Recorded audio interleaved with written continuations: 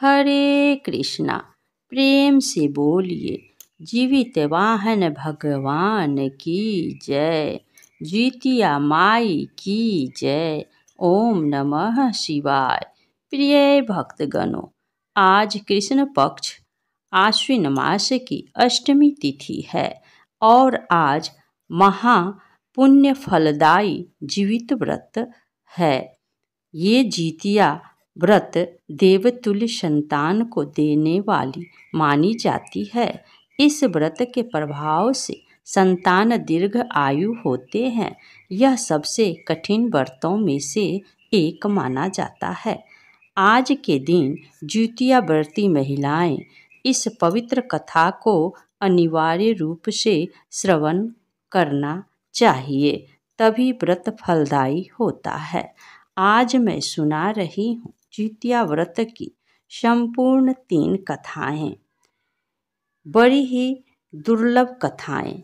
इस व्रत को करने तथा कथा को श्रवण करने से जीतिया व्रत महिलाएं जब तक जीवित रहती है तब तक भगवान ज्यूतवाहन की कृपा से उस माता के पुत्र का कोई भी बाल बाका नहीं कर सकता है।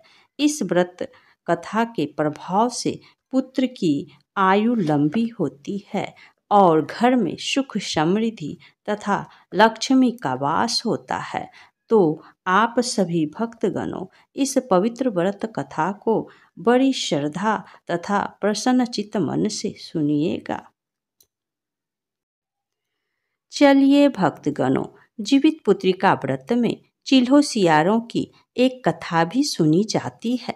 वह संक्षेप में इस प्रकार है। एक वन में सेमर के पेड़ पर एक चील रहती थी। पास की झाड़ी में एक सियारन भी रहती थी। दोनों में खूब पड़ती थी। चिल्हो जो कुछ भी खाने को लेकर आती उसमें से सियारिन के लिए जरूर हिस्सा रखती थी। सियारिन भी चिल्हो को ऐसा ही ध्यान रखती थी। इस तरह दोनों के जीवन आनंद से कट रहे थे। एक बार वन के पास गांव में औरतें ज्यूतिया की पूजा की तैयारी कर रही थी, जिन्हें चिल्हो ने उसे बड़े ध्यान से देखा और अपनी सखी सियारों को भी बताई। फिर चिल्हो सियारों ने तय किया कि वे भी यह व्रत करेगी। सियारों और चिल्हो ने ज्यूतिया व्रत रखा। बड़ी निष्ठा और लगन से दोनों ने दिन भर भूखे प्यासे मंगल कामना कर व्रत कर रही थी। मगर रात होते ही सियारन को भूख प्यास सताने लगी। जब बर्दाश्त ना हुआ तो जंगल में जाकर उसने मांस और हड्डी भर पेट भर कर खाया। चिल्हो ने हड्डी चबाने के करकर की आवाज़ सुनी तो पूछा कि यह कैसी आवाज़ है। सियारिन ने कह दिया, बहन, भूख के मारे पेट गुड़गुड़ा रहा है, यह उसी की आवाज़ है। मगर चिल्हो को पता चल गया। उसने सियारिन को खूब लताड़ा कि जब व्रत नहीं हो सकता तो संकल्प क्यों लिया था। सियारिन लजा गई, वह व्रत भंग हो चुका था। चिल्हो रात भर भूखे प्यासे रहकर व्रत पूरा की। अगले जन्म में दोनों मनुष्य के रूप में राजकुमारी बनकर सगी बहनें हुई।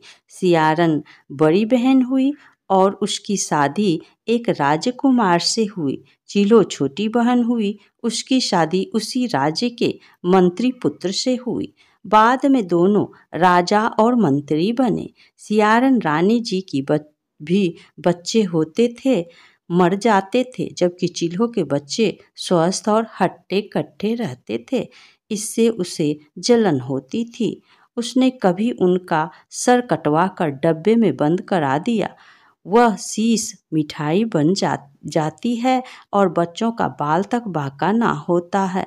बार बार अपनी बहन के बच्चों और उसके पति को मारने का प्रयास भी किया पर सफल ना हुई। आखिरकार देव योग से उसे भूल का आभास हुआ। उसने क्षमा मांगी और बहन के बताने पर जीवित पुत्र का व्रत विधि विधान से किया और उसके पुत्र भी जीवित रहे। जीवित पुत्री का व्रत कथा। चलिए अब दोस्तों दूसरा व्रत कथा सुनते हैं। गंधर्वों के राजकुमार नाम था जीवितवाहन। वे बड़े उदार और परोपकारी थे।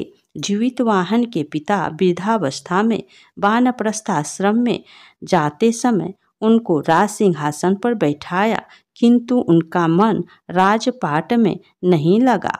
वह राज्य का भार अपने भाइयों पर छोड़कर स्वयं वन में पिता की सेवा करने चले गए। वन में ही जीवितवाहन को मलयवती नामक राजकन्या से भेंट हुई और दोनों में प्रेम हो गया।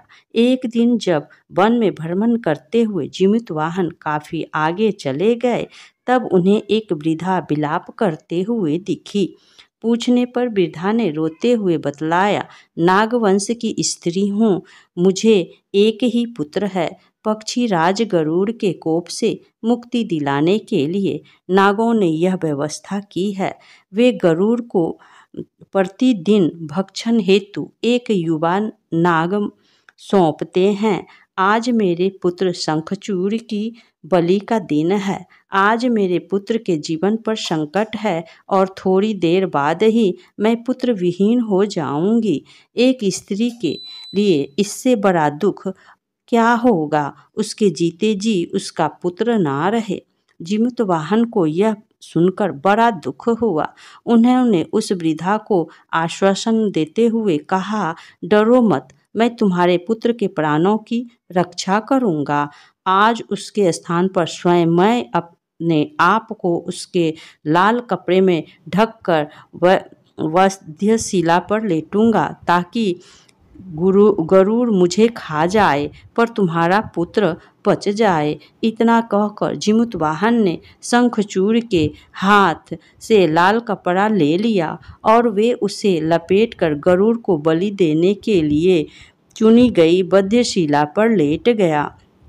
नियत समय पर गरुड़ बड़े वेग से आए और लाल कपड़े में ढके जीवितवाहन को पंजे से दबोचकर पहाड़ के शिखर पर उठाकर ले गए। गरुड़ ने अपनी कठोर चोंच का प्रहार किया और जीवितवाहन के शरीर से मांस का बड़ा हिस्सा नोच लिया।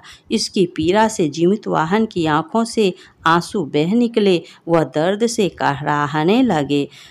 अपने पंजों में पकड़े प्राणी की आंखों में से आंसू और मुंह से कराह सुनकर गरुड़ बड़े आश्चर्य में पड़ गए, क्योंकि ऐसे पहले कभी न हुआ था। उन्होंने जीवितवाहन से कहा, तुम अपना परिचय दो। जीवितवाहन ने सारा किस्सा कह सुनाया कि वो कैसे एक स्त्री के पुत्र की रक्षा के लिए वे अपने प्राण देने आए हैं। आप मुझे खाकर भूख शांत कर लें। गरुड़ उनकी बहादुरी और दूसरे की प्राण रक्षा के लिए स्वयं का बलिदान देने की हिम्मत से बहुत प्रभावित हुआ। उन्हें स्वयं पर पछतावा होने लगा। वह सोचने लगे कि एक वह मनुष्य है जो दूसरे की पुत्र की रक्षा के लिए स्वयं की बलि दे रहा है, और एक मैं हूँ जो देवों के संरक्षण में हूँ, किंतु दूसरों की संतान की बलि ले रहा हूँ। उन्होंने जीवितवाहन को मुक्त कर दिया। गरुड़ ने कहा, उत्तम मनुष्य, मैं तुम्हारी भावना और त्याग से प्रसन्न हूँ। मैंने तुम्हारे शरीर पर जो घाव किए हैं उसे ठीक कर देता हूँ। तुम अपनी प्रसन्नता के लिए मुझको से कोई वरदान मांग लो। राजा जीवितवाहन ने कहा कि हे पक्षीराज, आप तो सर्वसमर्थ हैं। यदि आप प्रसन्न हैं और वरदान देना चाहते हैं तो आप सर्पों को अपना आहार बनाना छोड़ दीजिए।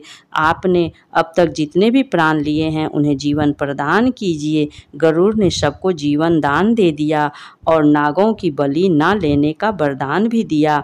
इस प्रकार जीवितवाहन के साहस से नाग जाति की रक्षा हुई। गरुड़ ने कहा, तुम्हारी जैसी इच्छा वैसा ही होगा। हे राजा, जो स्त्री तुम्हारे इस बलिदान की कथा सुनेगी और विधि पूर्वक व्रत का पालन करेगी, उसकी संतान मृत्यु के मुख से कब भी निकल जाएगी। तब से ही पुत्र की रक्षा हेतु जीवितवाहन की पूजा की प्रथा शुरू हो गई। यह कथा कैलाश पर्वत पर भगवान शंकर ने माता पार्वती को सुनाई थी। जीवित पुत्रिका के दिन भगवान श्री गणेश, माता पार्वती और शिव जी की पूजा एवं ध्यान के बाद ऊपर बताई गई व्रत कथा सुननी चाहिए। मेरे प्यारे भक्तों, बोलो जीमूत वाहन की जय। चलिए अब दूसरा कथा सुनते हैं। भगवान श्री कृष्ण की कथा। यह कथा महाभारत काल से जुड़ी हुई है।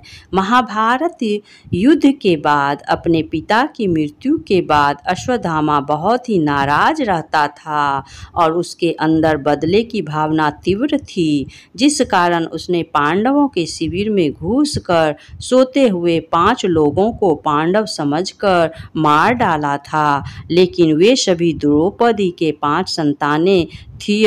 उसके इस अपराध के कारण उसे अर्जुन ने बंदी बना लिया और उसकी दिव्य मणि छीन ली, जिसके फलस्वरूप अश्वत्थामा ने उत्तरा की अजन्मी संतान को गर्भ में मारने के लिए ब्रह्मास्त्र का उपयोग किया, जिसे निष्फल करना नामुमकिन था। उत्तरा की संतान का जन्म लेना आवश्यक था, जिस कारण भगवान श्री कृष्ण ने अपने सभी पुण्यों का फल उत्तरा की अजन्मी संतान को देकर उसको गर्भ में ही पुनः जीवित कर दिया। गर्भ में मरकर जीवित होने के कारण उनका नाम जीवितपुत्रिका पड़ा और आगे जाकर यही राजा परीक्षित बना।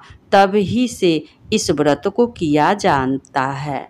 इस प्रकार जीवितपुत्रिका व्रत कथा समाप्त होता है। मेरे प्यारे भक्तों, आपको ये कथा कैसा लगा एक कमेंट करके अवश्य बताइएगा।